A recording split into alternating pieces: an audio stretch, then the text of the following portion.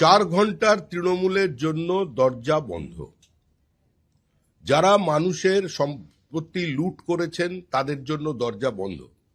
নির্বাচনের আগে আমি বারবার আহ্বান জানিয়েছি কংগ্রেসের ভোটারদের কাছে, বামপন্থী ভোটারদের কাছে, এবং স্পষ্ট করে এটা বলেছিলাম, যারা চাকরি বিক্রি করেননি, চাকরি কেনেননি, সিন্ডিকেটে অংশগ্রহণ করেননি, যারা নিরপরাধ মানুষের ওপরে নিজের আধিপত্যবাদ চাপিয়ে দেননি, যারা মানুষের গণতান্ত্রিক অধিকারগুলোকে পদদলিত করে দেননি, যারা টেন্টেড নন, যারা অপ্রাসঙ্গিক মমতা বন্দ্যোপাধ্যায়কে প্রাসঙ্গিক করবার জন্য বিপরীত পরিস্থিতিতে নিজের ঘাম রক্ত দিয়ে দেওয়ালে ঘাসফুল চিহ্ন এঁকেছিলেন, তাদের কাছে আহ্বান জানিয়েছিলাম যে আপনারা পশ্চিমবঙ্গের স্বার্থে, আপনাদের পরবর্তী প্রজন্মের স্বার্থে এই নির্বাচনে তৃণমূলকে সরিয়ে দিন।